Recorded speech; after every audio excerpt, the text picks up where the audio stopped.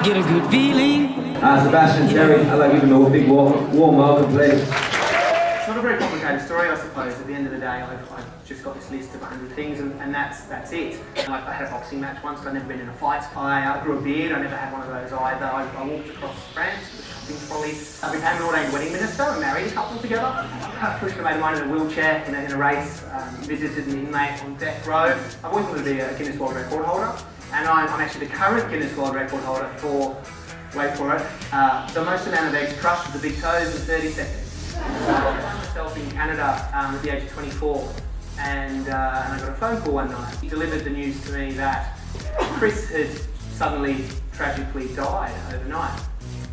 And the news rocked the community. Again, I'm still in Canada, and I asked myself that same question. If I was going to die today or tomorrow, is there anything that I want to change up until this point? And then at that point, I took a step back and I looked at my life retrospectively, and I asked myself the question, am I actually happy all my life? And I realised then and there that I wasn't. And so I got a pen and a piece of paper, and I just started jotting down all the things that I thought would make me happy, all the things I thought would make me smile. But the first thing I did at that point was I flew to Las Vegas because I'd always wanted to marry a stranger. Long story short, I met a strip club night wrestler, and we had a really awkward moment when I was asked to kiss because it was the first and the last time we ever touched. It probably answers that question. But for me, it was the first time that I can really remember having done something, achieved something that I had intended. Something that I took the time to identify as a goal, and I went through the process of doing it, and I did it. Is there anyone in here who'd like to share a goal? Yes? Okay, the Amazon, yes? Ride a mechanical ball. Yes?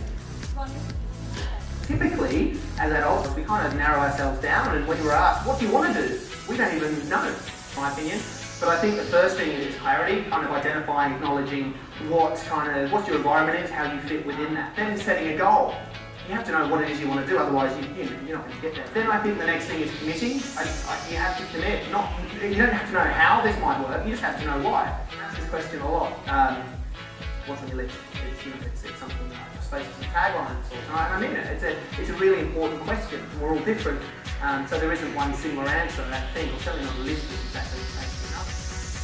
I put together this list. Things that previously I've referred to as reasons as to why I couldn't do something, but now I think much more they're actually just excuses. But I do think that money is just one thing that we use too much as an excuse not to do things. There's probably people here thinking you're quite self-indulgent. I do think if you don't have a solid foundation, what else can you really do to offer or help anyone else out? I'm in the habit here of kind of trying to confront my fears. How am I going to get past this one? And in my wisdom, I thought, well, I need to find a bulletproof vest, and I need to get shot whilst wearing it. I got my credit card out and flew to Colombia, and I'll show you what happened.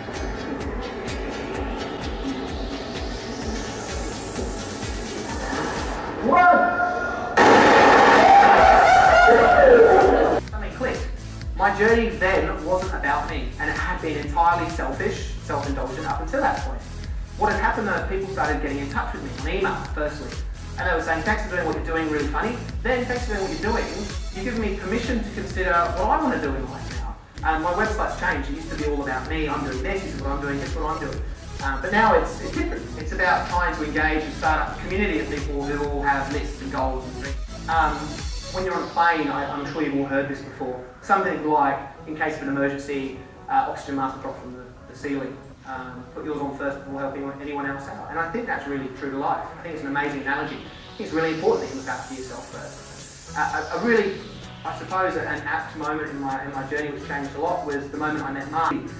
Mark saw me on TV, emailed me the next day, would you help me shave my head? It's number one on my list. So I did. I went to Melbourne and I shaved Mark's head. So if when I asked earlier, what's on your list, and you didn't answer because you literally had no idea, you've never even considered it before, please do. Please give yourself permission. Please take what you need from this and really apply it in your life. Stay in touch on the website. But yeah, just have a chat. And thank you so much for making this.